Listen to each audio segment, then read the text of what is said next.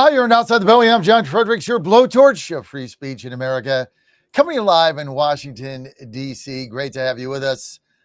Let's get, we got Alfredo Ortiz coming out. We got Rob in New York, line 2. But let's get back to State Senator, Virginia, Mark Peake, Lynchburg, also the chairman of the Republican Party of Virginia, RPV, as we call it. So, Mark, here's my concern.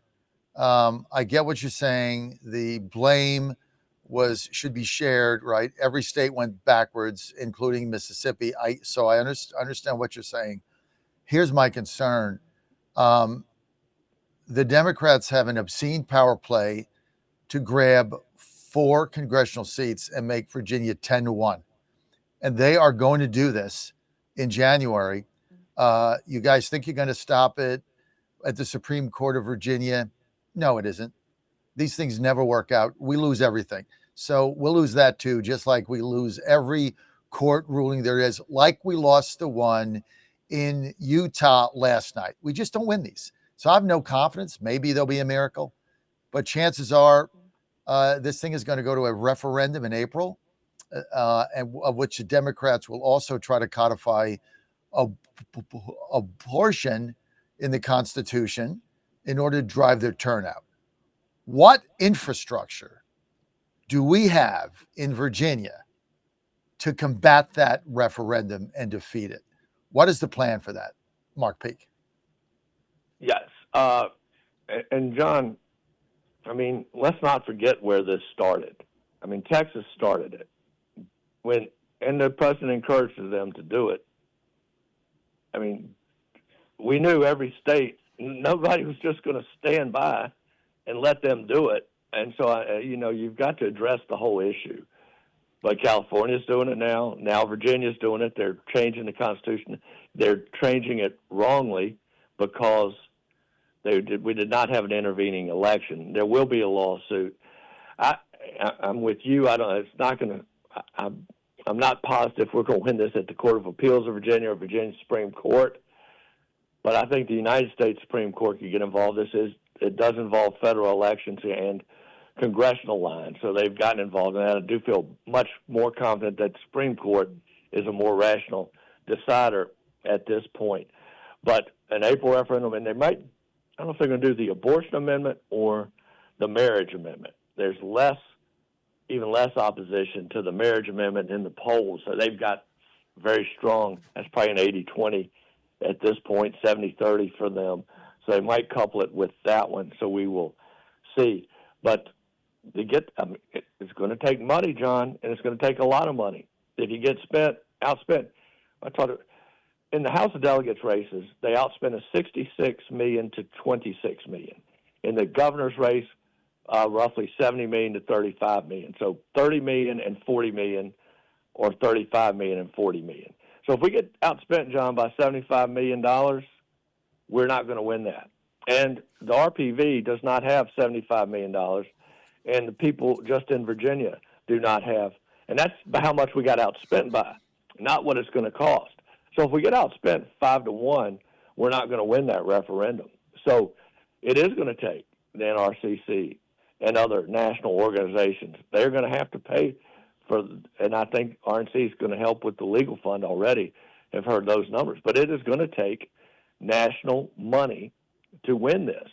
There's not enough money. There aren't enough donors in the state to take on the billionaires. I've heard they have $1 billion set aside from Eric Holder for just this type of thing. $1 billion. So it's going to take a lot of money. We have our infrastructure. We have our units. We have our unit chairs. We have our members. But it is not,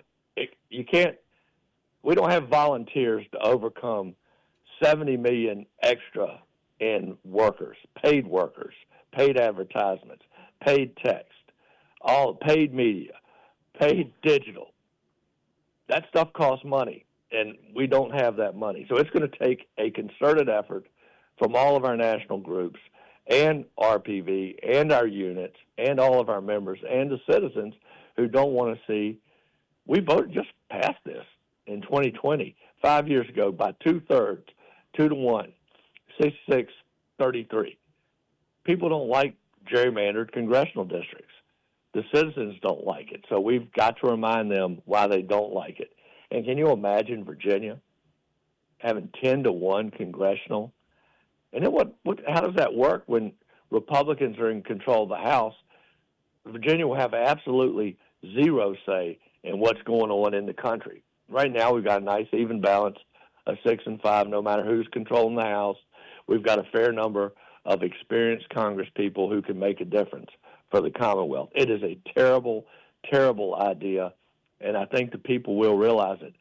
But make no mistake, don't kid yourself, without national money, that referendum will pass. I agree with you. And I don't think there's a plan, which is my biggest fear. And the money that we do raise will go to consultants that take, 20% right off the top. If you look at the California, that was just a disaster. I mean, we lost 2-1. They did raise money. There was no GOTV. There was no get out the vote. There was nothing. McCarthy's PAC made a fortune over it, and we got nothing. So that's my fear. Is there's a lot of infighting now in the party, and everybody's upset. So, but this thing in April. There are a handful of malcontents who never have anything good to say about the party. They're mad that they are not on the inside. They think there's some kind of magic on the inside, that we have some special deals. I don't know what they think. They're wrong. This is as open and transparent an organization as there can be. Our people are picked by the voters, but they're picked by the units. They're picked by the members. We have meetings that are open to the public where anyone can attend. There's nothing secret going on. And that you've got a small handful of people making noise who who should be working to win elections, and that is what's going on. But to get out the vote is very difficult, and to get out the vote on a gerrymandering issue is going to be take a lot of work and a lot of money. Right now we're a 5-1 underdog. They will pour so much money in this. They have so much more money. They'll pour hundreds of millions of dollars in it. We can't compete with that. We don't have the infrastructure. And so, and they're going to, like you say, they're going to probably put the marriage amendment there, which, is 80. And the infrastructure is something that also requires money. Yeah. And that is something that we've got to look at, not just in Virginia, not just in New Jersey or other. I mean, infrastructure takes money. Now, you talked about this, and that's what it wasn't just this election. And you talked about back when McAuliffe was running. You go into the DPV, and they had 30 people working. They had a major office, and they have people that they're getting money from national people and national. They got the billionaires funding them. I did my show there. If our money I did my show there once when McAuliffe was governor. I was in like the SunTrust building or some bank building on like the 10th floor. Yeah, right across from the Capitol. Yeah, go up there. They let me in early to do my show. This one, Susan Weicker was the chairman. And I tell the story like at 8 o'clock, there were 30 people on computers in cubicles. 30. I mean, I counted them. At 8:20 at 8:30 when I went to the bathroom, there were 30 people there on computers and on phones. And we have 3. And we've got 2. We've got 2 people who are involved in elections. 30 people working. And, I mean, you just can't compete. And that's part of my new job, is to raise the money to do that. But you don't do that in 6 months. You don't raise, or I can't raise that money in 6 months. It's going to take a much bigger effort to get that money in to provide that infrastructure. We have an office building. We have space. We need money, and that's part of my job. No question about that. Is the chair has to raise money, but it was coming in with 6 months when all the candidates, all 3 statewide campaigns, and all the House delegates are raising money. There was just, it was very difficult. I did not get great response on calls. That's from our local, Virginia business people. But we need some people with national money and they need to do it in all of our states, especially it's these states we hope to make swing states, keep them purple. We've got to have the infrastructure. well, and we got to fight back. Like all these states that have Republican anything should do the same thing. I mean, I know it's ugly and it's not in our nature, but we got to fight. And so we're not going to win this Virginia battle. I can see it coming. We're going to fight, though. We're going to fight. We have to fight. We have to put up. We're going to fight, and we're already fighting in the legislature as loudly as we could. We will continue to fight in the legislature. That isn't going to matter. To point out how absurd what they're doing Mark, is. you're down 2-1. You don't have the votes. I mean, you guys can get up on a soapbox. You got to fight it in April. We got to find a way to put up a defense here. And right now, we don't have one. It's like the Maginot Line. I mean, there is no defense. It's on paper. Anyway, it sounds like you're not going to resign.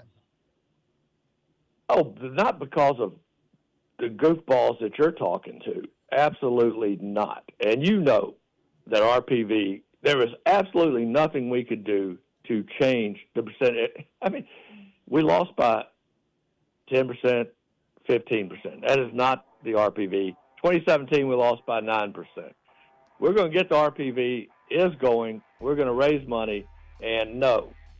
But nothing that these people are saying bothers me one bit, John. And you know better, and I hope you'll quit talking like that. Well, the RNC right now is like the deer in the headlights. They have no idea what to do, as far as I'm concerned. Focus on the RNC and leave the RPV alone. How about that? I'd like you to get. We're working. We know. I would like you to get what an we need to do.